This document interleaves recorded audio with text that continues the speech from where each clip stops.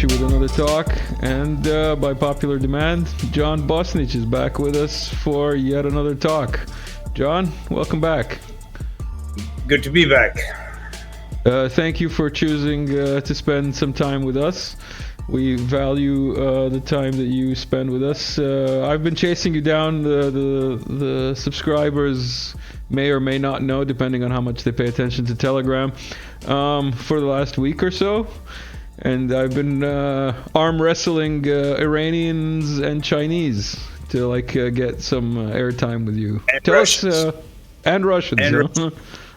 Tell us about some of the more recent things that you've been doing before we get into the rest of the story that we need to finish from the last two videos. Well, I think most recently on RT, I appeared on Crosstalk, which came out of the blue because I used to be quite frequently on RT, but they called me in to talk about NATO and the war in Ukraine. I'm regularly on Iranian Press TV, World Service in English, and I'm working with some Chinese projects at the same time. I'm actually preparing, my main activity now is preparing for travel to Canada, because I've been planning to go over there to sell our family home and to basically make the end of the transition. One-way trip. Yeah, the end of the transition back to Serbia, which has been a long voyage. It started in Japan when I discovered from outside of the United States and Canada how incredibly corrupt and how war-oriented the whole system was, that I just couldn't stand it anymore. And I did what I could to break the American stranglehold on Japan, and to open a bridge literally to open a connection between Japan and Russia. And that took the form. I don't know if I ever sent you a photo of it. That's something I should have thought of earlier. By the way, I gotta interject here for the viewers. First of all, get used to it, viewers who are new here. I'm gonna interject. This is a talk. This is not a interview. This is not formal. This is just me and John talking. If you like it, good. Stay, like, comment. If you don't, I'm sorry. You know. In any case, last time you mentioned Tokyo, and you mentioned Bobby Singer. That's where we left off, and that's what we promised people would be. Bobby Fischer, yeah, sorry, my bad. I don't know why I keep making mistakes with his name. Bobby Fischer, who was a chess player, and he was arrested in Japan. And you got him out. And we also promised people your take on NATO, which we'll get to as well in this video. And then we've got a bunch of other stories. But what I wanted to say to the viewers is... we've been on the line for about an hour with John sending me interesting photos that we may or may not even get to today. So, everybody, I've been patient. You should be patient. John Bosnitch, do you want to take it away? Tell us about you and Bobby Fischer. And I'll also bring you one more photo if it'll go in there in the background of. I think it's possible. We can probably do that. But you're gonna have to keep talking after you send it so that I can save it. All right. Yeah, I've sent it. Okay. So good. Let's take it from where we were before. Where was you were starting? Bobby Fischer. That's where we got to. How you got Bobby Fischer out of Japan? Well, that was literally a Mission Impossible project. You can see me up there in the photo on the edge, holding a microphone to Bobby, and behind me, between me and Bobby, is Pio D'Amelio, who unfortunately recently passed away. He was the vice president of the Foreign Correspondents Club, and he played a critical role in helping me to get access to the media for that battle. Bobby Fischer was arrested in 2004 when he went to Japan to visit his girlfriend, in fact, his girlfriend, who was the female chess champion of Japan. And they had known each other from the at least from the 1970s. And Bobby had been wanted since 1992. Let me put this all in context. Wanted for what? Okay, here we go. 1972, at the height of the Cold War, there was a major world chess championship, undisputed world chess championship between Bobby Fischer, who was the American hero, and Boris Spassky, who was the Soviet hero. The World Chess Championship had been in Soviet hands almost continuously for decades. And America had a super genius, super player named Bobby Fischer, a young man who was 28 years old, who looked like he could take the championship away from the Soviets. However, Bobby Fischer himself was a little bit of an outsider, as many super chess players are, and he was on the fringe of society, and he didn't want to comply with the American government's efforts to use chess as a weapon against the Soviet Union. So, in the end, Henry Kissinger contacted Bobby Fischer and pressured him to do it, to go to the tournament in 72, and Bobby won. That's the tournament everybody knows about. Bobby Fischer became the world chess champion, and America promised him, Henry Kissinger promised him, and the US government promised him that if he won the chess tournament, if he won the world championship, they would begin teaching chess in schools in America, like they do in many countries around the world. And this was Bobby around won, what year? 72. And you were in Japan already for how long at this point? No.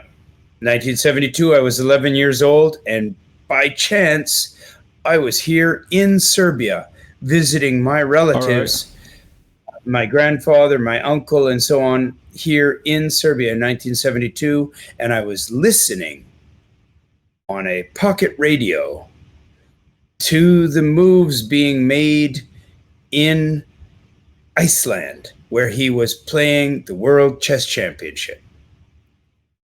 And we were playing them out on a board here in Belgrade, my uncle and I, watching Bobby's genius. At that time, I was 11 years old, and Bobby was, I think, 28. Of course, we had no contact. I was just a kid in school who was a good chess player and was interested in chess. Jump ahead 20 years. From 72 to 92, Bobby Fischer disappears. He becomes a recluse. Nobody can find him. Why? Well, step number one, the US government lied to him. As soon as he won the championship, there was no teaching of chess in schools. It was just a scam, like usual. Another US government scam, except they scammed the wrong guy. They scammed one of the brightest men in the world, an IQ of around 185 or 200. Nobody knows for sure how high it was, but he took it personally. Bobby Fischer's both parents were of Jewish origin. His mother was a communist, so she had spent her life being chased by the FBI.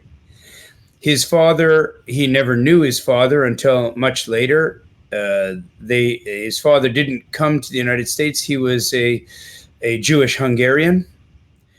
And so Bobby was raised by his single mother, and she was constantly under FBI surveillance and CIA surveillance. So Bobby was not too keen about the American system.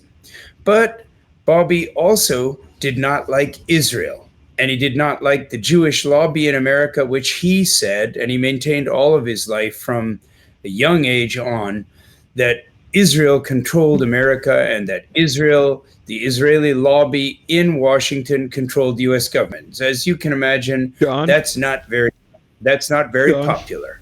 John, this is the part where I have to interject and I have to say this is a comedy show and you're It joking is. and none of this is real and this is all just like some guy on a bus stop told you. It's all fantasies you had in your dreams. None of what you're saying has to do anything with reality. Now we can move on. Okay. We've had that disclaimer.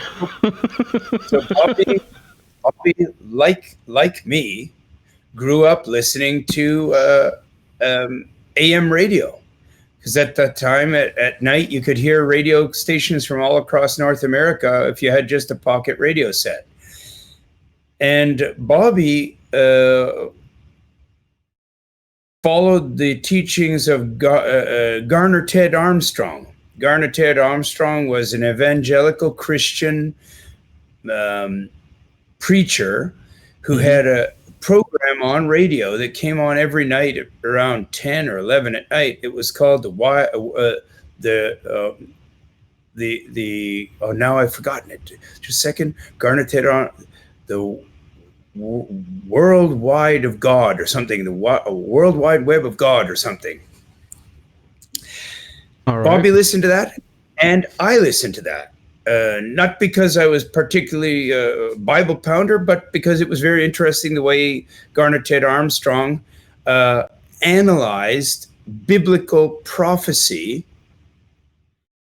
and projected on today's events. And this is starting from the 1960s. Bobby was listening to it, and I started listening to it in the 1970s because it was the only radio program in which you could hear an analysis of NATO and the West and the East and the Soviet bloc and Israel and everything from the perspective of an evangelical Protestant missionary. And so Eschatology it's called, right? What's that? Eschatology? Is that what the term is for like the apocalyptic interpretation of some people think that it's predictive in that way, but no, that's one possible interpretation. But the interesting thing was that Garner Ted Armstrong it's called the Worldwide Church of God. All right.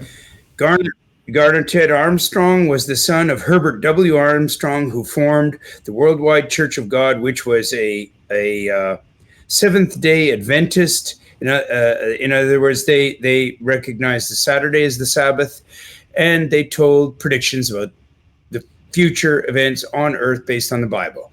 If you were into politics and if you wanted to hear an uncensored version, because just like this program is a comedy, we can say anything because we know we're all just joking, right? Right? See? You're getting it. Good. You're gonna like it. In the end, you're gonna want to be back to make jokes. So once we've got it all clear that we're just joking, then the other form of radio in America that could not be censored was Christian missionaries teaching the Word of God over the radio. So Bobby converted to a Protestant. Not converted, he just became religious. He was never raised in the Jewish faith. He never attended a synagogue, and he actually took the view of many right-wing people in America that Jews were fellow travelers with communists and they were leftists and so on. And so Bobby was anti-Judaic, and he had a big split with his mother. He joined the Worldwide Church of God with Garner Ted Armstrong. And then he left the Worldwide Church of God when Garner Ted Armstrong was found to have been sexually harassing one of the secretaries of the church and stealing money and so on. So, okay, so Bobby was a Christian, and he believed in a literal interpretation of the Bible. Fine.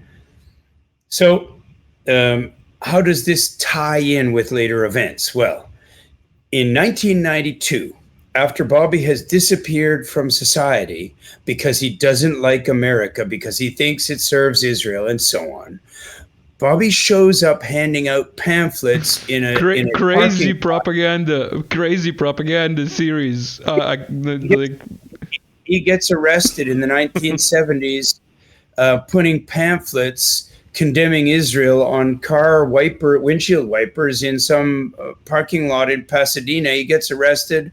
He gets hassled and roughed up by the police in Pasadena, and he writes a story about it, and you can find that on the net, where Bobby talks about how he was brutalized by the police in Pasadena. So now Bobby is turning against America full on. He believes America is a pawn of Israel. He believes the police. Pasadena is California, right? Yeah, Pasadena is California. All right. Yeah, and he believes it's a militarized state, and okay, so he's become a real fringe character. Meanwhile, the military-industrial complex picks Yugoslavia as the next country to destroy, and this is actually pretty well accepted now, that it was a trial run for destroying the Soviet Union if it didn't collapse on its own.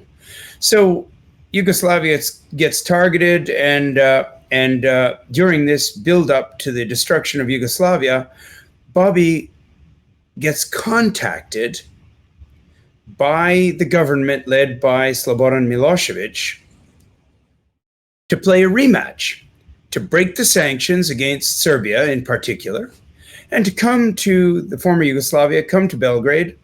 And part of the tournament was going to be played in Belgrade, and part was going to be played down at Sveti Stefan in Montenegro.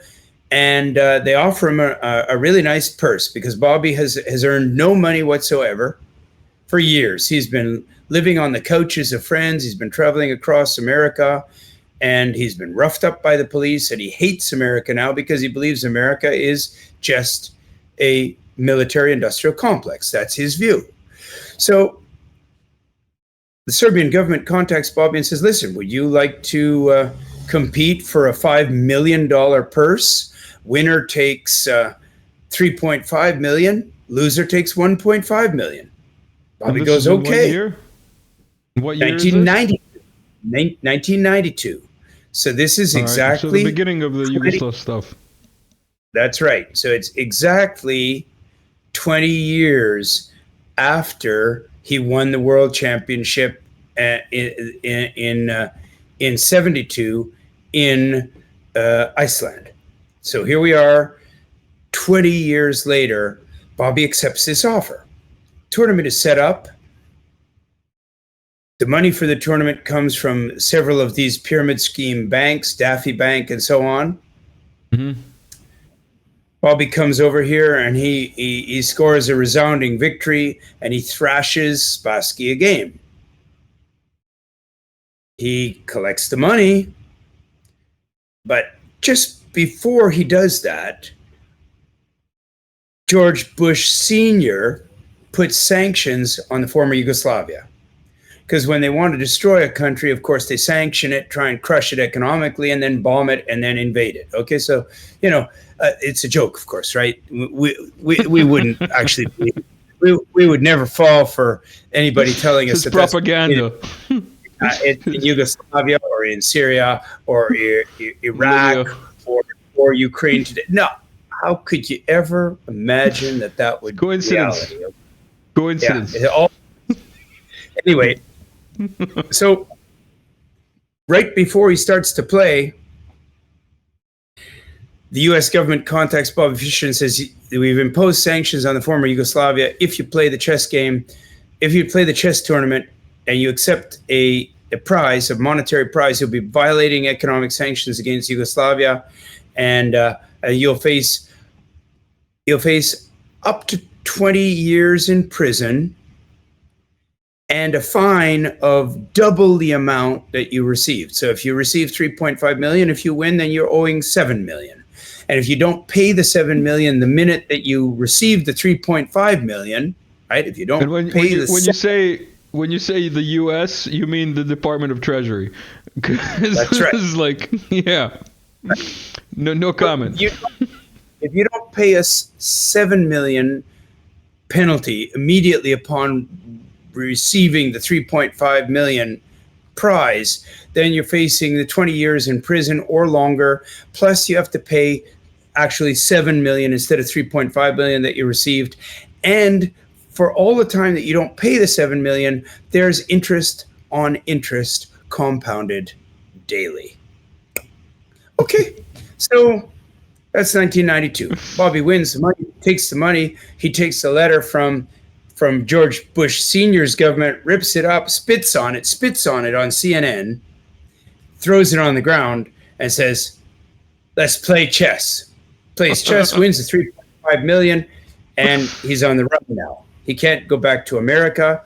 Mm-hmm. His mother dies. He can't go to her funeral. His sister dies.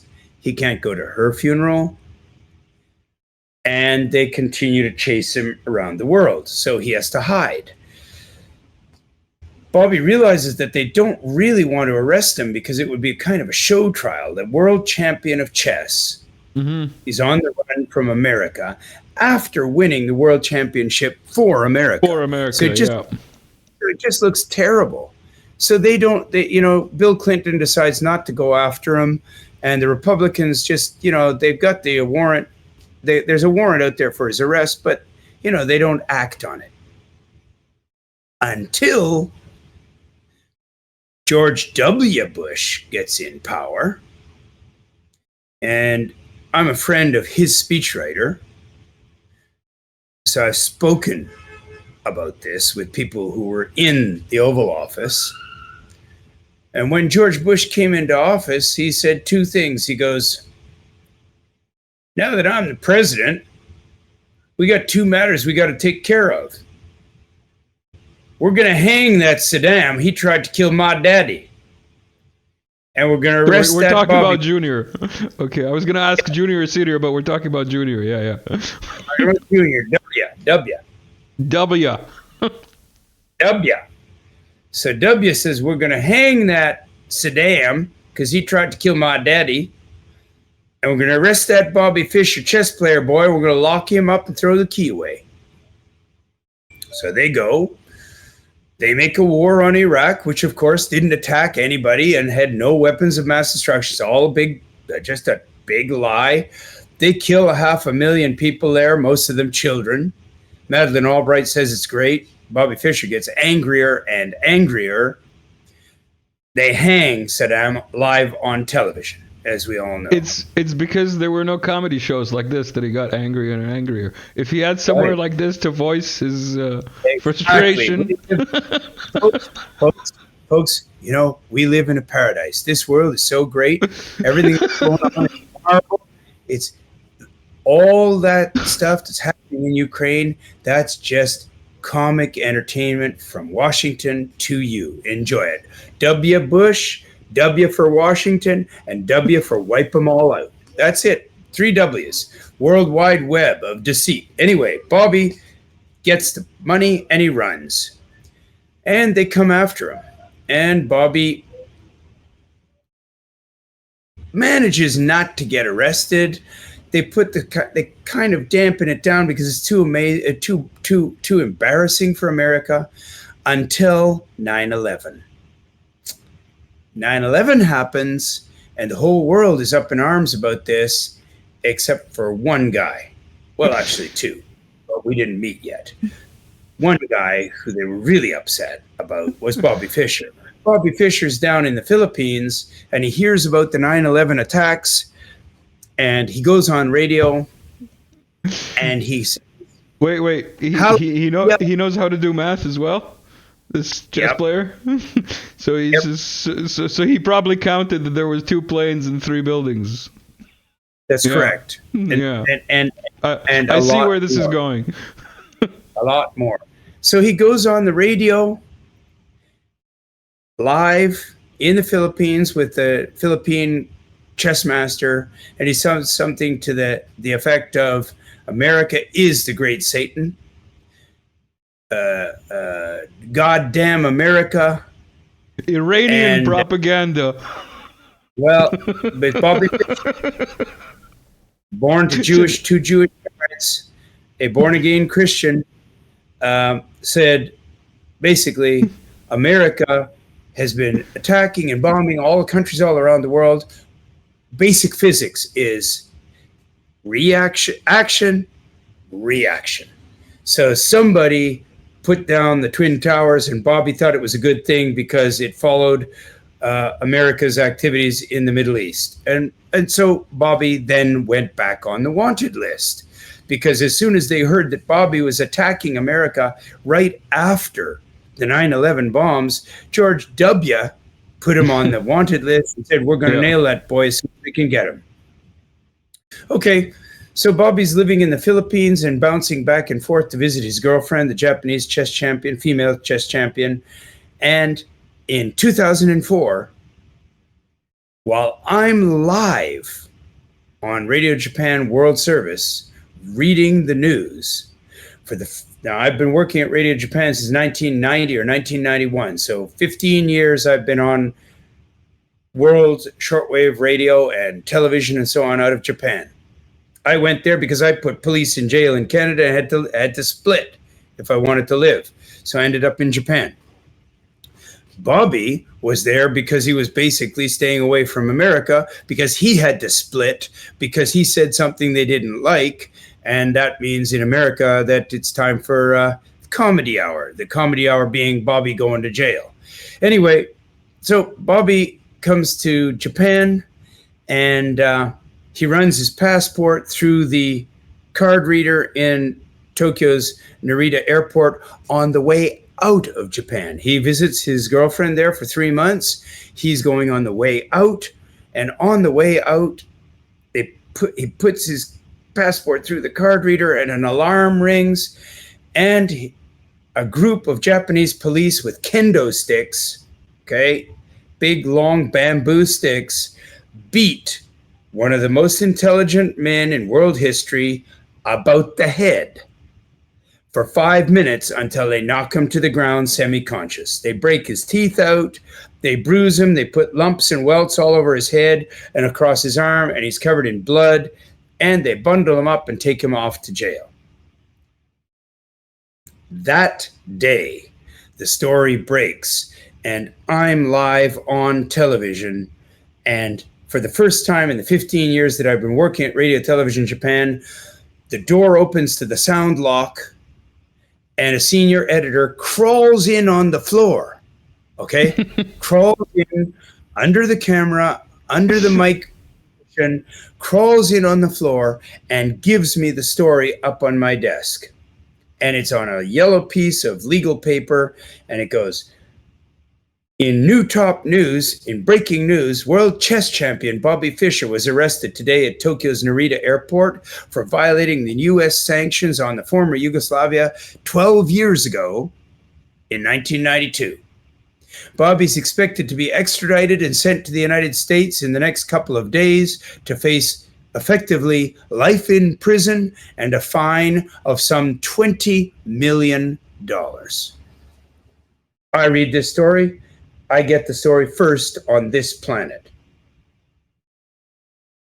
It sounds like you know the story by heart now. Like you've memorized it word for word, it sounds like. It's too much. I'm Serbian. He's arrested for playing in Serbia. I was a chess champion at the high school and school level, but I played chess all my life. And here's the great chess hero of all time. And he's just been arrested by the government of Japan, to which I am an advisor of the Prime Minister. Okay, so anybody could be Serbian, but there's nobody Serbian in Japan on Radio Japan World Service. There's one. Anybody could be a chess player, but not many of them listened to Bobby win his first tournament live on a radio when he was 11 years old, and then end up being live on radio, giving a radio broadcast when he gets arrested the next time in Japan. And finally, not anybody else was the Prime Minister of Japan's consultant at the time of the arrest. So, I mean, as soon as the news ends at 2 a.m, I go on the web and I search the whole internet for any other information. And I find a scanned photo of this 8.5 by 11 paper that Bobby uses for everything he writes, you know, legal paper, the long lined paper. And it goes, I am world, written like a child across 3 lines. I am world chess champion Bobby Fischer, and I have been brutally beaten and almost killed by the dirty, well, I won't say it, referring to the Israeli lobby in America, and by the dirty American CIA and their warmonger government. And please call this number if you find this note. So it's 4 a.m. by the time I find it, or 4:30, and I call the number, and a Japanese woman answers, and she goes, "You calling me at 4:30 in the morning?" I said, "I'm sorry, but I found the note. I just found out 2 hours ago that Bobby's been arrested. I'm a chess player. I'm the advisor of your prime minister, and I would like to help. So if anybody can help, it's me. So how can I help?" And she goes, "Well, we need to talk about it." I said, "Good, I'm ready. I finished Go back tomorrow, huh? I said, where are you?" She goes, "I'm in Yokohama." I said, "Look, I finish at 8 in the morning. That's a few hours away. I'll hop on the bullet train. I'll be down there in 45 minutes. So I'll meet you at 9 a.m. at the main Shinkansen bullet train station in Yokohama. And I want you to get together in that place, whoever's helping Bobby." Okay, so I come down there and I arrive, and we come into a restaurant. We have a meeting there, and there's one guy who's a Yakuza, literally, black suit with white tie, no finger, one. Then there's a guy who's a member of the ruling Liberal Democratic Party in a formal suit with a, like proper business member of parliament. And then there's a couple of chess players, and then there's this small Japanese woman who's the female chess champion of Japan, and a couple of kind of very dodgy-looking fixers that are hanging with the Yakuza guy. And I go, "This is these are Bobby's friends?" She goes, "Yeah, these are all chess players, including that man, the Yakuza. Yeah, he's a chess player. The one without a finger, yeah." And I said, "Okay, all right, great. I need to get to Bobby right away to organize his defense." They go, "Are you a lawyer?" I said, "No." "Well, why would you organize his defense?" I said, "Because I've already put police in jail. I've already represented myself in 2 lawsuits at the Supreme Court level in Canada. And my father was the best law student in the former Yugoslavia. He won the gold medal. And since the age of 3, he's been teaching me law. And I think I can get Bobby out of jail. And if he doesn't get representation by somebody, even if I have to hire him a lawyer, he's going to get extradited in the next 48 hours to America. He's going to do life in prison. There's no 2 ways around it. You can't go on radio and praise the 9/11 attacks and expect not to get arrested by America if you're already on the run for violating the sanctions against former Yugoslavia." So I tell Miyoko Watai, this Japanese chess champion woman, to contact Bobby if she's in contact with him, call him and tell him that we're coming into the, to the jail to see him. Well, she says she does. We get on the bullet train. We go out 1 hour high-speed train out to Narita Airport. We go to the jail section in the airport because they have a jail there for people who don't have valid passports or stowaways or whatever. We come into the room, and we're waiting on one side of the bulletproof glass, and Bobby's supposed to come to the other side. He comes in, and I'm shocked by what he looks like. That photo that you've got of him, he looks like a mountain man. He doesn't look like the clean-cut, young 28-year-old who won the world championship. He also doesn't look like the, slight beard man who 12 years ago won the world championship again in Svetistefan in Belgrade. He suddenly has got this long beard. He looks much older, and he's a big guy. And he walks into the room. He goes, he doesn't even look at me. He goes, "Okay, who's this dirty J from the U.S. government here to screw me? I told you, Miyoko, not to bring any of these FBI agents in here. In his defense, In his defense, you do look like a Fed here. Like you kind of do look like a Fed here. Honestly, if you look up and you look down, I still look like a Fed, don't I? Hey, I was just being polite. Anyway. So I say, Bobby, look. He goes, you can't call me Bobby. You call me Mr. Fisher. I said, I'm going to call you whatever I want to call you, because you're on the other side of 2 inches of bulletproof glass, and that side is the jail, and this side is freedom. And the only possible way for you to get through that 2 inches of glass is to work with me. He goes, you're crazy. You think I'm going to give you something that you want? I said, first of all, I'm not American.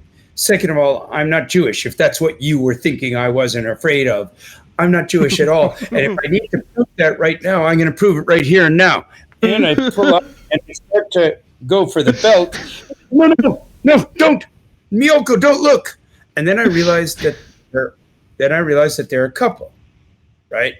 I had to determine what the relationship was between the two of them, because she was just saying, oh, I'm the president of the chess club and I'm just helping Bobby Fischer. If she's just the president of the chess club and she's just helping Bobby Fischer, she wouldn't be particularly upset if I showed Bobby that I'm not Jewish. Okay, that's she can look the other way. Or Muslim, for that matter. Okay. Yeah. And so then I realized that there's a relationship between the two of them, and I realized that I've got some leverage through her on Bobby. And I said, listen, Bobby, I'm going to call you Bobby because that's how you're known around the world. And my name's John. I'm an advisor to the Prime Minister's office here in Japan. I'm a Serb. I respect what you did, and I'm going to repay the favor to you that you did to us when you came and played and broke the sanctions. So he goes, you're just here for the money. I said, I don't want any money. I refuse to accept any money. If you give me any money after I free you, I'll burn it in front of your eyes. Okay? So get that into your head. You're supposed to have a high IQ. You should be able to figure this out. Right? So I'm going to represent you. He goes, what do you mean? You're not a lawyer? I said, oh, he asked me, are you a lawyer? I said, no, I'm not. He goes, how are you going to represent me? I said, let me handle that. In the meantime, I'll hire a bunch of lawyers to launch parallel lawsuits. But somebody's got to defend you tomorrow at your deportation hearing. Because if you get deported tomorrow, you're gone, Bobby. You're gone. You're in America. There's nobody can save you. And you're going to die in prison over there after what you said about 9/11. And by the way, you mean have an accident? Yeah, you aren't the only person who was not particularly upset about the fact that America got some payback for what it's been doing around the world. And I'm talking about myself, Bobby, because America bombed a tower that looks just like the 9/11 towers when they bombed Serbia in 1999. Yeah, that's like half a kilometer that way, or a kilometer and a half, something like that. Exactly, and we actually have 2 towers there. We got twin towers of our own now. Yeah. Okay, so he goes, well, I'm not gonna, I'm not putting up with this. I'm not accepting. I said, listen, Bobby, either I represent you, or you go in tomorrow unrepresented and you lose and you go to America and you die there. Here's what's going to happen, no matter what happens to you. If you accept me as your representative, I'm going to defend you and I'm going to free you at 0 charge to you. I guarantee it. I know how to do it. If you don't accept me, you're going to go to jail. And then you're going to die in jail in America. But either way, I'm going to leave here now, and I'm going to go back downtown to Tokyo, to Shibuya district of Tokyo, and I'm going to buy drinks for my friends. And I'm going to either be cheering, we're going to do cheers to one of 2 things. A, I just went down to the jail at Narita Airport, and I met my boyhood hero, Bobby Fischer, and he's too stupid to save himself. So a last drink to Bobby before he goes to life in prison. That's one option. The other option is I go down to Shibuya. I tell my friends, I just met Bobby Fischer, and you know what? He's a really smart guy because he has to pick me to defend him, and I'm going to free him. Cheers to Bobby Fischer. Either way, Bobby, in about an hour from now, I'm going to be drinking beer, and you're going to be locked up behind the bulletproof glass. Doesn't matter to me what you choose to do. I've made you the offer. It's your only chance of surviving. If you want to live, you can live. He goes, you're bluffing. I said, I'm not bluffing. I don't bluff, Bobby. See ya. The door is going to close. I'm going out the door. And the door swings. It's a really heavy steel door on the jail.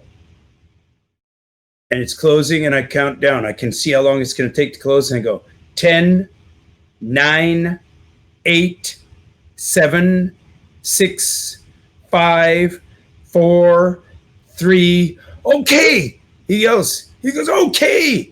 And I stick my foot in the door and stop the door. I lean around like Jack Nicholson in The Shining with a big smile. And this is for your comedy. I said, see you tomorrow. And beginning of the case. I show up at the jail at the airport the next day at 8 a.m. for Bobby's deportation trial. And the judge walks in, and there's Bobby's, I now know it's his girlfriend. She's sitting there. And there's a police officer, and there's the judge, and there's a stenographer, and there's an empty chair, and then Bobby comes in and sits next to me. I've never met him in person. I shake his hand. We shake hands. And he goes, why are you doing this? I said, that'll be all clear in due course. And the judge comes in and he goes, okay, Government of Japan versus Bobby Fischer. Presence in Japan without a lawful passport. We're about to decide this matter. I said, wait a minute. Who's going to decide the matter? The judge said, well, I'm going to rule on the matter now. I said, well, wait a minute. Who's the prosecutor? Where's the prosecutor? Who's prosecuting the case against Bob? I have to put it into an anecdote. From what I know about Japanese law, like their conviction rate is something like 98%, because basically it's like all set up. There's that one famous case with the Lebanese CEO of some company in Japan. I can't remember. That's correct. But yeah, continue. There's a good story for you right there. Okay, Carlos Ghosn. Yeah, but we'll get to that another time. When you have more time and less pictures. Actually, it's directly connected to this, but I'll tell it to you later. So Bobby goes, okay, I represent him. We come into the hearing, and I go, where's the prosecutor? And the judge goes, I am the prosecutor. I say, oh, now hang on a second, Your Honor, or your prosecutorship.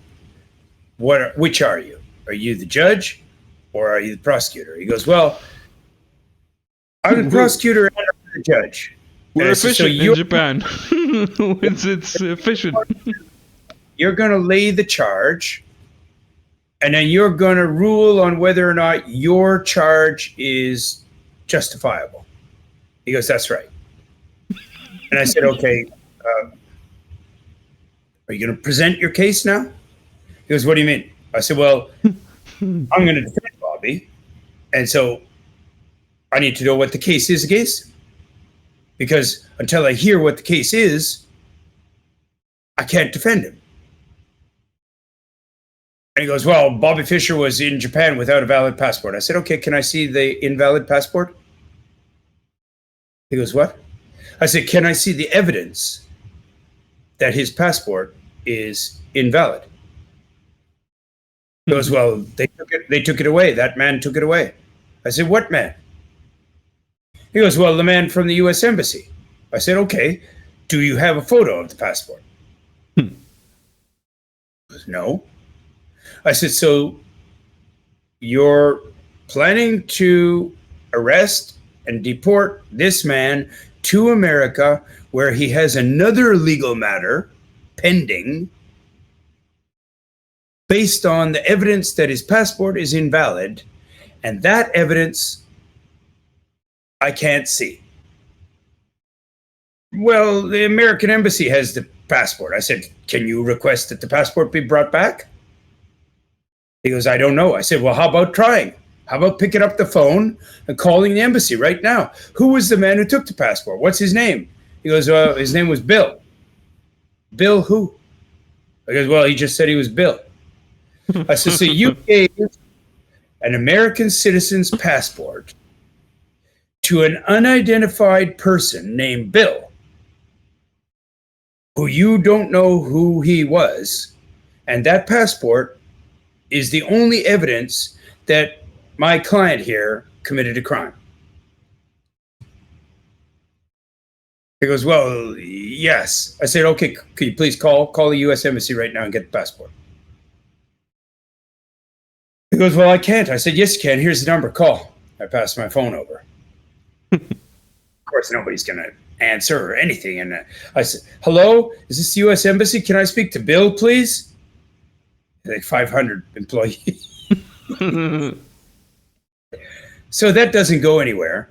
And then he goes, so that's the case. Now, you're Bobby's lawyer. Where's your Japanese law certificate? I said, well, Judge Prosecutor Suzuki. Is that your name? Yes. Okay, Suzuki-san. First of all, and I don't want this to become too much of a shock to you. But I'm from the Prime Minister's office. No, first, I'm not Japanese. He goes, you cannot joke in my court. I said, well, you asked for a Japanese lawyer, and the first thing I have to inform you is that I'm not Japanese. The second thing I have to inform you is that I'm not a lawyer. I'm not a Canadian lawyer, I'm not a Japanese lawyer, and I'm not Japanese. But I'm going to represent Bobby. He goes, you cannot represent Bobby. You do not have a Japanese lawyer's certificate. I said, he doesn't need me to have a Japanese lawyer's certificate. And the judge goes, what are you talking about? You cannot be in this room. I said, I'm Bobby's counsel. Here's a copy of your law. Please take it. This is the official English certified copy of the law for deportation. And it says that the defendant, this man here, Bobby, has the right to be represented by counsel. Then I picked up, maybe I've got a copy of it here. Just a second, because it really thumped down like a big bomb. And we didn't even get to like half of the pictures that you've got lined up. Yeah, okay, so I picked up and I owned, I'm a rewriter, I'm a technical writer. I owned the Webster's Third International Dictionary. Yeah. I don't have a copy of it here. It got bulldozed after an earthquake in Japan. But anyway, it's about that thick. It's about two of these. Okay, so that's the size of the thing. I thumped this thing down on the table, thump it down, made a big bang, and I open it to the bookmark page where it says counsel. And meaning number one is advisor. Meaning number two is lawyer. Meaning number three is something else. Yeah. And I said, I'll see, and in Japan, anything that's good is called dai-ichi. Dai is big, ichi is number one. So it's dai-ichi gyudon restaurant, it's dai-ichi sushi restaurant, it's dai-ichi bus service, it's dai-ichi blah, blah, blah. And in Japan, the number one definition of anything is considered to be the definition. And I said, I'll take dai-ichi definition of counsel, advisor.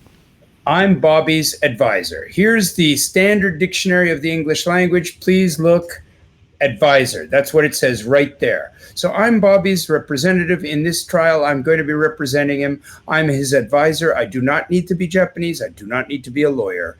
This is the English language. Please don't make mistakes in English. I work for your prime minister as an advisor, and I work for your world service, radio, television, Japan world service. I, not you, I am the voice of Japan, not you. You can turn your radio on and you'll hear me talking, not you. Okay? So Judge Prosecutor Suzuki, I'm going to be accepted as his lawyer now, and then in your court, I'm going to be his counsel, and I'm going to represent him. And he thinks he has a smart idea. So he pulls out a paper and he goes, okay, up until now, Bobby has refused to sign any paper or any document or anything related to this hearing. So he has to sign to appoint you. And he puts the paper, assignment of lawyer document. And it's got a place for a signature. And Bobby goes to grab it, and I go like this. Bobby goes to grab it, and I slap Bobby's hand. He goes, what? I mean, we just met. We just met half an hour ago. I said, Bobby, don't touch that. I'm going to take that. And I take it. And the judge starts yelling, that needs to be signed. I said, yes, it does indeed. And I take a pen and I sign it, appointing myself. Mm-hmm. And he goes, what are you doing? He has to sign it. I said, no. I'm advising, since you've recognized me now as his counsel, I'm now advising my client. My advice to my client is not to sign any document that would be misunderstood as a recognition of the legitimacy of this kangaroo court. He goes, kangaroo court? This is a Japanese court. I said, whatever. He's not signing. I'm his counsel. I'm advising him not to sign. He's following my advice, but I'm signing. This is not legal advice for anyone, by the way. This is not a legal advice channel, just in case anyone's confused. It's how to fun. It's how to make a comedy program with a Japanese judge. Been there, done that. Lots of laughs on our side of the table.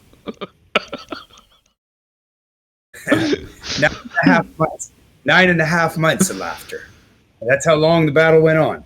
Listen, all I can say is I don't think they learned their lesson. If you've read any instruction manual in Japanese, it's terrible English. Well, I actually ran 3 lawsuits in Japan, and I won all 3 of them.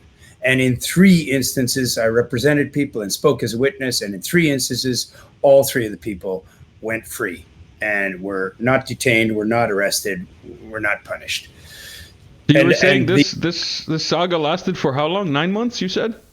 9.5 months. And why? So now I'm representing Bobby as his counsel. And I asked the judge, okay, you made your case in about 2 minutes. His passport's not valid. You refuse to give me a copy of the evidence. That evidence is apparently secret evidence. So we can't even see it to debate it.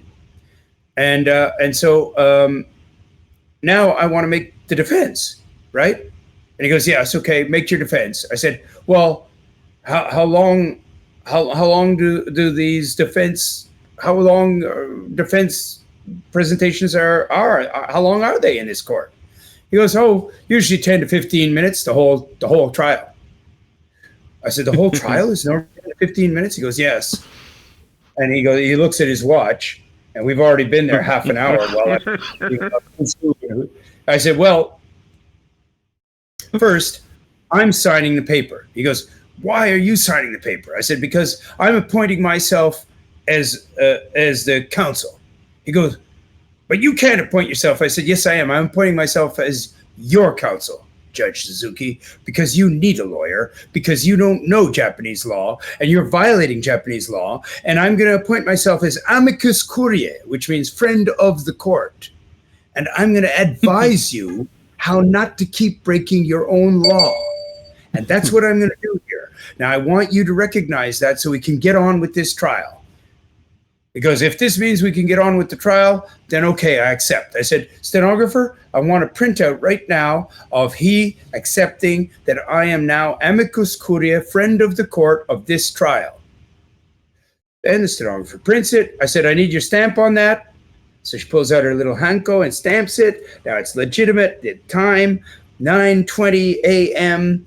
Bosnitch has been appointed amicus curiae, friend of the court, present at the hearings. I take that, I fold it up, I put it in my pocket. Then I ask the judge, how long do we get these trials normally take? He says, like I said, 10 to 20 minutes. This is already over an hour. I said, okay, that's fine. Since these trials tend to run very short period of time, can I get your word as a judge representing Japan, the Constitution of Japan, and the Emperor of Japan? Can I get your word of honor as a Japanese that at least once I start to make the defense, you will not interrupt me? He goes, of course, no problem.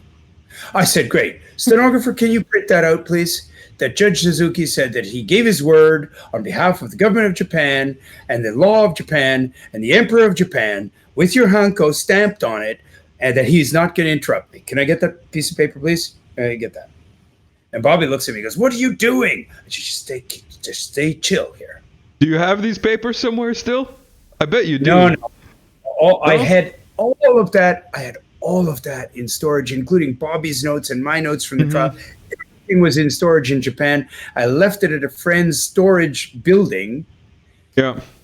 And about 7 years later, I got a phone call. He goes, what do you want, the good news or the bad news? I said, okay, the bad news. No. I said, the good news. He goes, nobody died.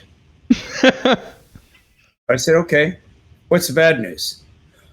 All your 78 boxes of documents and files and gold coins and everything you built up here in 18 years in Japan, the storage building collapsed. Nobody called me. When there's a major earthquake, within 2 days, if the owner doesn't come and clear the materials and recover what was crushed and landed on the ground, then the government comes and bulldozes it. The government came and bulldozed all the original files of the court case, all the stuff that I had accumulated over there in Japan. I lost about maybe $250,000 in 1 day. And so I got this phone call. I was already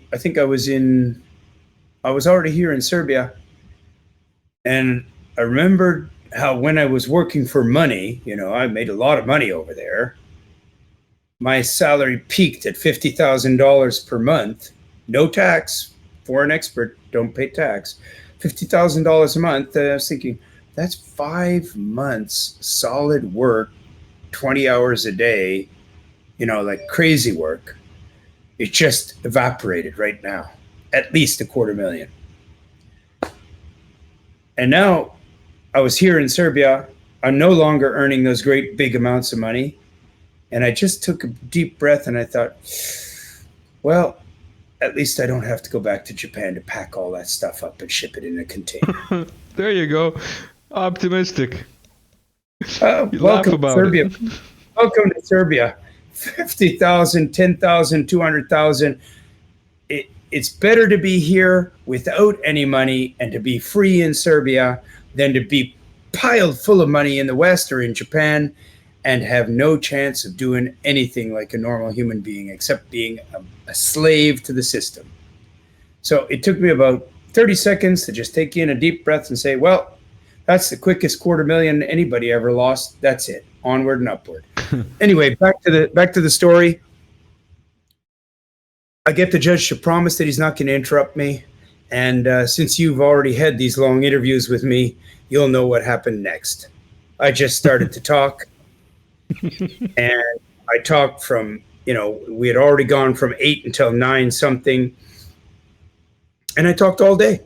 Did they change translators, or were you talking in Japanese? The translator was falling asleep, and the police officer was leaning his head against the wall, and the judge was kept every 1 hour and a half. The judge would go, "Did you finish yet?" I said, "Please, don't interrupt me. So please raise your hand, Your Honor, when you want to ask me. Then I'll allow you to ask me a question without violating your word, because you won't be interrupting me. I'll answer your question, and then I'm going to continue to speak. Because I had him, Japanese, when he gives his word, and he signs it, and he puts his stamp on it, that's it. He'd die before breaking that. That I have to say I respect the Japanese. But in this case, it worked against their system. So I speak and I speak and I speak, and at around 11:30 at night, we didn't break filibustering. For food. That's what it's called, right? Filibustering. That's correct. Yeah. That's the longest filibuster ever in a Japanese court of law, guaranteed. At 11:30 at night, the judge goes, and I go, yes, you have a question I'm going to hear your question. He goes, the airport is going to close at midnight. Are you almost finished? I said, not really. And he said, can you tell me how much you've done? I said, well, I have 25 points. This is the beginning of point one. I didn't have any points. I was just ad-libbing. But I have 24 points. And we're on point 3. We're on point. So I have 25 points, and we're on point number 3. Kind of feels like this recording. and he goes, well, what are we going to do? I said, well, we're going to have to adjourn, and we're going to have to come back tomorrow. And I'm going to start tomorrow, and I'm going to continue the defense because I have this signed word of honor from you that you're not going to interrupt me. He said, okay, well, we'll see you tomorrow, 8 a.m. I said, no, we're not going to see me tomorrow at 8 a.m. We're going to see me tomorrow at 11 a.m. He goes, why 11 a.m. or 10 a.m., whatever. I said, because I've got to travel all the way from the west side of Tokyo to the far east of Tokyo by a bullet train that takes me 1 hour from the bullet train on the east side of Tokyo. So I need 2 hours just to get here. And if I start at 8, I'll get here around 10, but we can't have the hearing start the minute I arrive. I'll need to sit down, put my papers in order, and start. So see you at 11. He goes, we're starting without you. I said, I'm sorry, you can't do that. He goes, what? I said, you recognize me as counsel. As soon as you recognize me as counsel and as amicus curiae, your advisor, you cannot hold a hearing without me present. So just relax, and we're going to get through this. Because unless you, Judge Suzuki, want to become the most famous Japanese judge in the history of the world, and see your personal photo on the New York Times front page, and to watch yourself on CNN being ridiculed for breaking your word as a Japanese and breaking the word of the emperor, you probably wouldn't want to start before 11 tomorrow. See you at 11. Bye. You made him an offer he couldn't refuse. We started at 11. And I talked till midnight. The next day, you're saying? The next day. Yeah. And I do the same thing, and we're adjourning for the next day. And we're now moving into Tuesday. So we came back on Monday. So we're going into Tuesday now. Tuesday morning, we start late. We go up till midnight. The guy can't believe it. Even I couldn't believe it. I can talk a lot, but I didn't realize that I could easily talk 24 hours without a break. No, not at all. I believe it. I believe it. So, in the end, it comes towards midnight on Tuesday, and a superior judge comes in, and he grabs the gavel, the hammer, And he's about to make a ruling. I said, what are you doing now? He goes, I'm taking over this case. I'm Superior Court judge. I'm taking over this case from Judge Suzuki. I'm going to make a ruling right now. I said, wait a minute. And it's like, now it's 2 minutes to 12. I've got a reason for this. Under Japanese law, Bobby has 3 days to appeal this court decision, this court in the airport. I've got to get past midnight Tuesday to get 3 days to fall after midnight Friday, which means it pushes me over till Monday, 9 a.m. The 3-day delay, midnight Tuesday, that's midnight Wednesday, 1 day. Midnight Thursday, 1 day.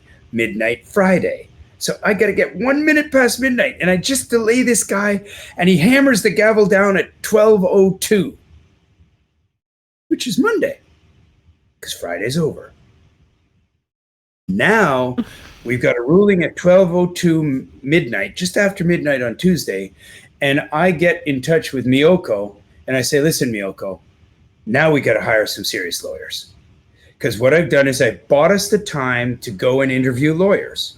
And so we call the top 10 firms in Japan. We see all their lawyers. They're a bunch of suits with ties, conservative looking guys who when I said, can we do this? Can we do this? They go, oh, no. Oh, I'll do that. I said, what? Bye. See ya. Thank you for the meeting. And we go through firm after firm after firm after firm until finally we come to a female lawyer who has a law degree from Texas, U.S. law degree, and a law degree from Japan. And she speaks perfect English. And she's female, which is the biggest slap in the face to the male-dominated, chauvinistic Japanese system that you could ever imagine. So the minute I meet her, I hire her. And I bring her to the court. And I get her to file an appeal. We got 3 days to file the appeal. We got until 9:02 Monday morning, 3 days on the work clock. And so at 9:00 on Monday morning, before it got to the timeout for the appeal, we filed the appeal at the Ministry of Justice. And the appeal is this.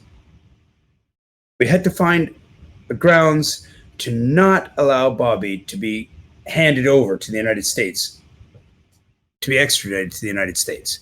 Mm-hmm. And the grounds are very simple. Unless you're willing to get a signed commitment from the Japanese Prime Minister, the Japanese Minister of Defense, and the Commander-in-Chief of the Armed Forces, promising to invade America militarily, or to send a special, Rambo type team to break into the jail where Bobby will be held, you cannot turn him over. Reason why? We're appealing the court ability to turn him over to America, because we're going to appeal the turnover to America to the High Court and to the Supreme Court. And when it gets to the Supreme Court 15 years from now, if Bobby is not in Japan, you cannot release him. So you cannot turn him over to America, because it will no longer be possible for the Supreme Court of Japan to release him. Therefore, Bobby has to be held in jail here in Japan. Like a catch-22 of Japanese law. I like it. And cannot be extradited.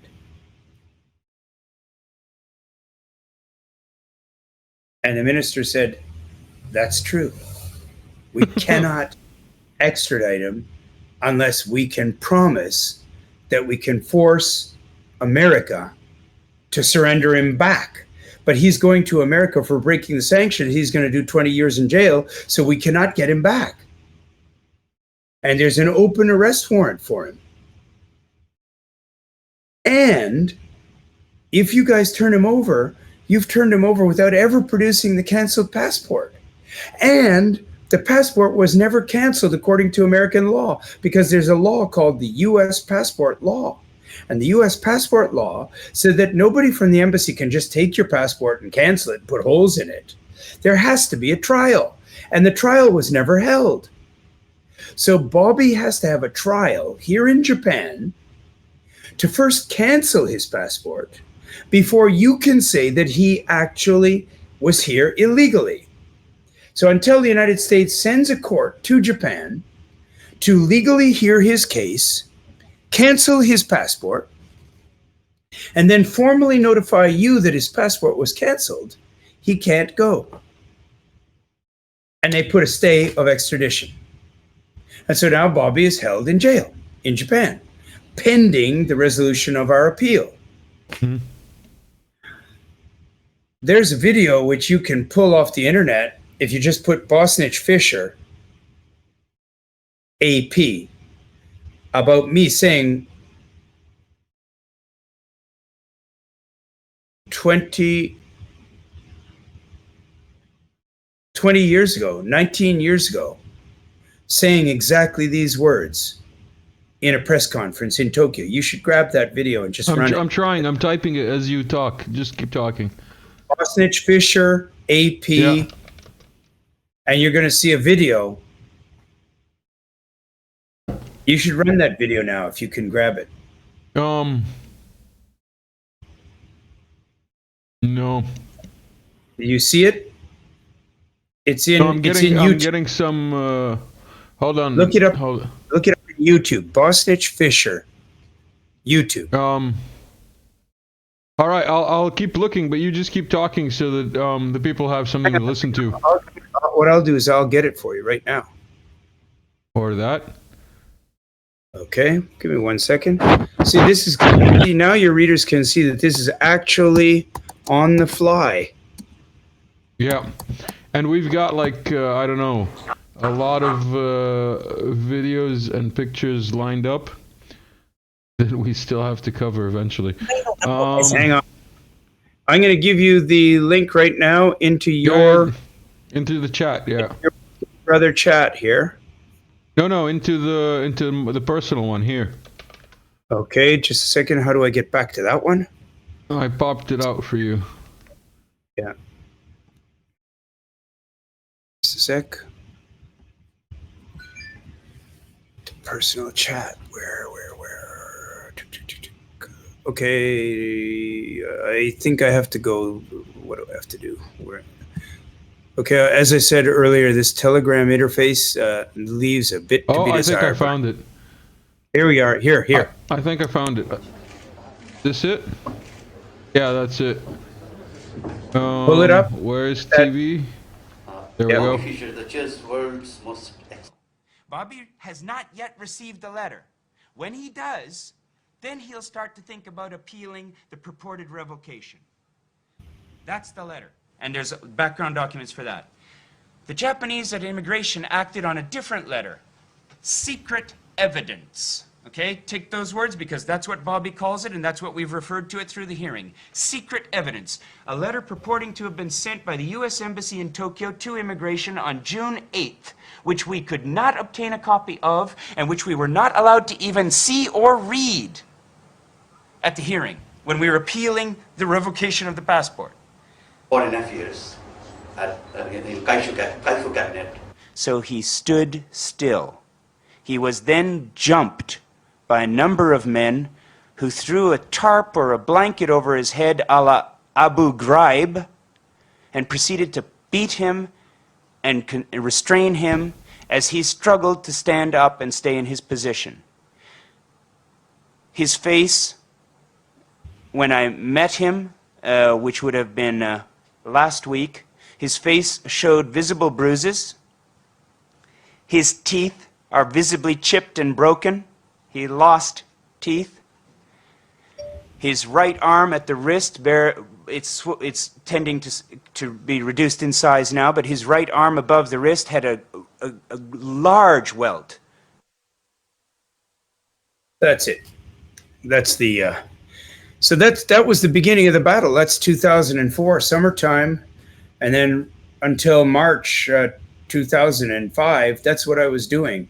And it was a really tough time for me because, of course, I had to go to the Prime Minister's office and resign right away. I mean, I said, first of all, why are we, Japan, why are we arresting a chess player? He goes, well, I got the order from George Bush. I goes, wait a minute. I said, wait a minute. Up until now, I thought I was working consultant to the Prime Minister of Japan, not the governor of Texas. You can't talk to me like that. I said, I can talk to you any way I want because I don't work here, Prime Minister. I don't work here anymore. He goes, we're not paying you enough? I said, no, it's not a matter of pay. You couldn't pay me enough if you offered me all the money there is in Japan. This man is innocent. He's going innocent. I'm going to sue you in your court, and I'm going to defeat you. He goes, what? I said, yes, I am. And I'm going to give you one last piece of advice for free. You don't have to pay for this. He goes, release him. I said, you should let him go because you're going to lose. And if you lose, it's going to be the biggest loss of face that you'll have had in decades, and you'll never live it down. I'm just giving you that advice for free. He goes, you can't threaten me. I said, I'm not threatening you. I'm just telling you I'm going to defeat you in court. That's not a threat. It's just a statement of fact. Good luck to you, sir. Goodbye. And then I walked out. That was it, the end. And then when I started to defend Fischer, I was a consultant to some 20 Japanese companies. If you've heard of them, I was consulting them or the organization which they were all members of. Mm-hmm. Everybody from Sony to Hitachi to Panasonic to Toyota to everybody.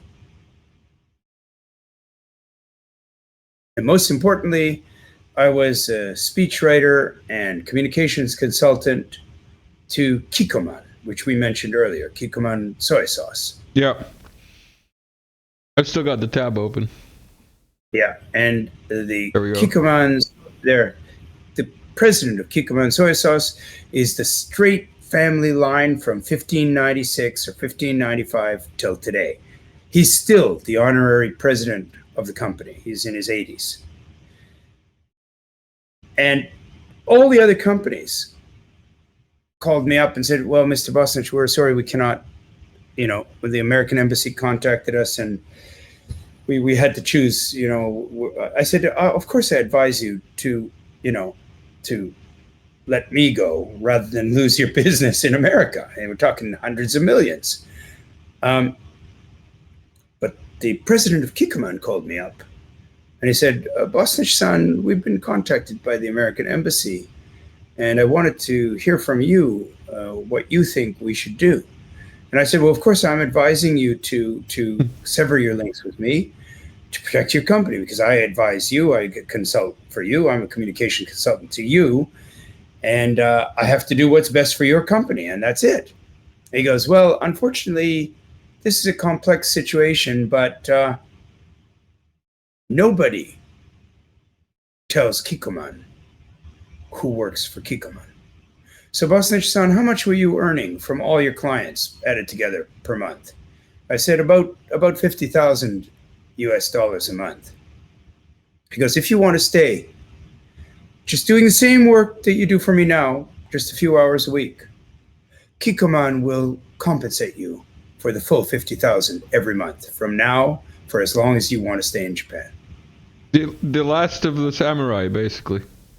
Basically, I said, Mr. Mogi, that's a truly noble offer. But as your consultant and as somebody who respects what you've done to make Kikkoman one of the biggest and most important companies in Japan, I've decided that I'm going to go to them rather than let them come to me and attack me here and force your company to stand in the middle. He goes, what are you going to do? I said, well, Washington came and attacked me here in Tokyo, so I'm going to go to Washington and attack them. He goes, what? I said, yeah. I'm going to take a job in Washington, and they're going to get more heat from me in Washington than they ever got from me over here. It's been a great honor and privilege and a real pleasure to work with you, sir. Thank you. And that was it for me in Kikkoman. And I told my ex, I said, Vesna, it's time for us to go now. We can't stay here in Japan. We're going to pack up. And she goes, where are we going? I said, we're going to Washington. She goes, how do you know that? I said, well, I looked up on the net. The Serbian Unity Congress is having its annual convention in Chicago next weekend. By chance, coincidence. I'm going to fly over there. I still had piles of money at that time. I'm going to buy a ticket. I'm going to fly over there. And I'm going to get myself nominated as their spokesman, as their executive director. And I'm going to give a speech. And when I give a speech, unfortunately, the majority of the older Serbian business people in America who are in their 50s and 60s and 70s do not speak, the majority, do not speak perfect English. And they also do not speak perfect Serbian because they've been out of Serbia for, most of them left to escape from communism. So I was number 7 in the world in English debating. And I'm the best English-speaking Serb that they had seen at the Serbian Unity Congress. So I traveled to their meeting in Chicago. I gave a speech. And as I expected, I had difficulty getting into the meeting because I was not a member. I joined at the door. And then I met a professor who knew my father. I said, listen, Voyin Joksimovic. I said, Voyin, you've got a round table in an auditorium where 50 or 100 people can attend. He goes, that's right. I said, I'd like to be on that round table. He goes, oh, they're all reconfirmed. I'm sorry, there's no empty seats. I said, how many members are there on the round table? He goes, 9. I said, I guarantee you one of them's not coming. Come on, we're Serbs here. He said, double confirmed. They're all coming for sure. I said, okay, so we've got no problem. We're going to have a little bet here, a gentleman's bet. If you're right and they all come, I don't speak. If I'm right and one of those seats is empty, you immediately appoint me to that seat. No problem? He goes, yeah. I said, okay, I'm buying my ticket now. See you in Chicago. I'm part of the comedy show here because I knew that no matter whether they confirm or not, there's going to be one missing Serb.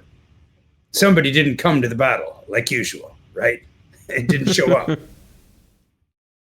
I show up, there's 2 missing seats. I take my seat and I dominate the round table. And at the end of the round table, 15 members, donors, people who give money to the Serbian Unity Congress come to the front and they say, we would like to nominate this man here to be our new executive director in Washington. And the people who knew what was going to happen, the people in the Serbian Unity Congress who work for the CIA, who I later outed by name and position, they started going, no, we can't. We can't have him in. We can't. And the members just said, either he's going to be our spokesman or we're not donating. You're not getting any money from us.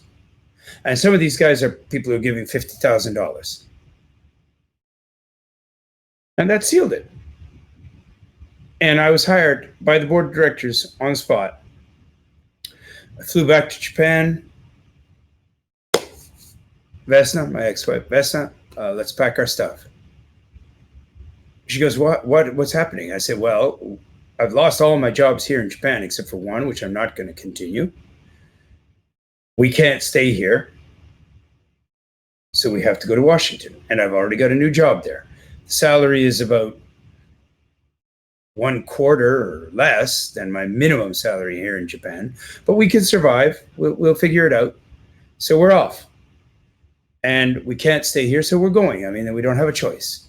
So we packed our stuff, we packed everything, and off to Washington. And in Washington, of course, I attended every think tank, every security conference, every press conference by Joseph Biden, including Biden, that fool. Biden walked in as a senator to a conference that touched on Yugoslavia. And I put my hand up, in a nice blue suit and nicely shaven and looking like one of their, deep state lackeys. And he made the mistake of accepting my question. And I just destroyed the man. He was already half senile then, and this is way back in 2007. Think about how senile he is now. And he just ran out. He just threw the microphone down, refused to answer my question. He goes, well, I'm not going to put up with that. And I'm up, and wrote the room. And as he ran out of the room, I was yelling at him as he went. I think, Mr. Senator, you should stop taking donations from Albanian terrorists if you want to have a proper view on the events in Yugoslavia and so on. And he ran out. Of course, when I went back to the Serbian Unity Congress office, there were a couple of directors there, and they were very upset, very nervous. And they said, did you just accuse Senator Biden of taking bribes from the Albanian lobby? I said, well, that's well known, isn't it? You know that, don't you? Yeah, we do know that. I said, yeah, so saying what you know to be true in public in America, where you American Serbs believe in freedom of speech, you do believe in freedom of speech, right? Well, yeah, we do, but not when it's in the interests of the Serbian people, right? That's not allowed. They go, well, you can. I said, so what is it that you're whining about? Russian propaganda. They said, well, we got a phone call from the CIA today. I said, really? They go, yeah, we got a phone call from the CIA. And they said that you've got to stop. You've got to stop doing what you're doing. I said, what am I doing? I go into press conferences where there are ministers of the government, members of the cabinet, and senators and congressmen who are lying about Serbia, and I'm proving with their documents that they're lying and that they're wrong. Isn't that what I'm supposed to do here as the representative of the ethnic Serbs of America, defending their interests in America? They say, yeah, but not that loudly. I said, I don't yell. I mean, I use the microphone. I just whisper into the microphone because when I start to talk, there's no room, there's no noise. Time out. Is that where Biden learned to whisper? Did he learn to whisper into microphones from you? Exactly. And they said, this is a serious warning. I said, okay, we'll see. We'll see about how we can fix this. Let's think it over. Next, just after the warning from the CIA to the CIA employees in the Serbian Unity Congress executive. Okay, so head office calls him up and tells him to tone this Bosnitch, Canadian Bosnitch fellow down. Okay, so then what happens next?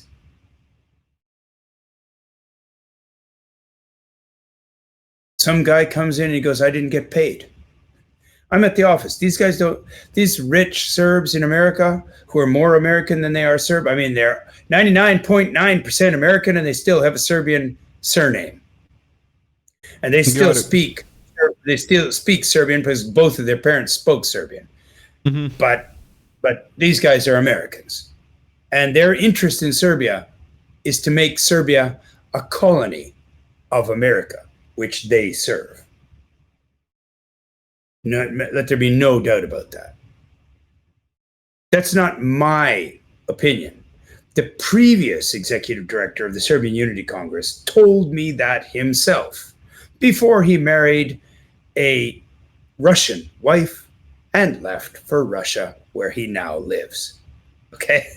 So I'm not the first Serb to realize that our future is in partnership with Russia.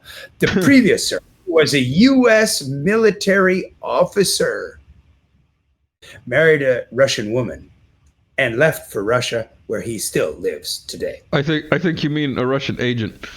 No, she was a beautiful Russian woman who believes in the Orthodox Christian faith and believes that Doesn't mean she's not working for the government. John, you need to open up your mind a little bit. Also, we've been going on for an hour and a half officially. This is now officially the longest working brother talk ever. We have to cut it off at some point, so we might as well cut it off here. I see that you've got the book that I got. This is from Elon Musk, who made this, by the way. This is the book. This is the book that I give to people when they criticize me for saying anything that they perceive as pro-Russian. I don't think it's a good idea to use cluster munitions on civilians in Ukraine. They're a Russian bot. You are. I don't believe it's a good idea to base nuclear weapons under the hands of a comedian 3.5 minutes away from Moscow. You're a Russian bot. I don't believe that it's a good idea for people who work for the CIA to be the organizers and coordinators of the Serbian Unity Congress when we're thinking about what's good for Serbia, not what's good for America. You're a Russian bot. I said, well, okay, if I'm a Russian bot, then Welcome everybody, then everybody who thinks logically and who is poshten, otvoren, logical, open-minded, thinking person is going to end up being a Russian bot. And what that means is the Russians are not the bots. The people who oppose to them are the bots. And that's where we end today's comedian show. And I guess there probably have to be another episode to tie this all together. I don't know if you can put up with it, but that's where we're definitely. at. We're definitely going to continue recording. So there will be more of this. I just wanted to put this up. I personally made this meme. I think the future map of Ukraine might look something like this. And then it was posted somewhere, and somebody shared it in the comments somewhere. Somebody put that this should be what Ukraine looks like. That's Pluto, for those that don't remember. Remember Pluto, when it was a planet and then it wasn't a planet and all that stuff? Those were the good times. But of course, I would. That's not woke enough. So I guess that Pluto's Planet X now. All Just right. 1 second. Let's mute you. Let's play some music. Take this out. You can answer the phone. Yeah, go ahead. And we're out. Thank you, everyone. Like, share, subscribe, all that good stuff.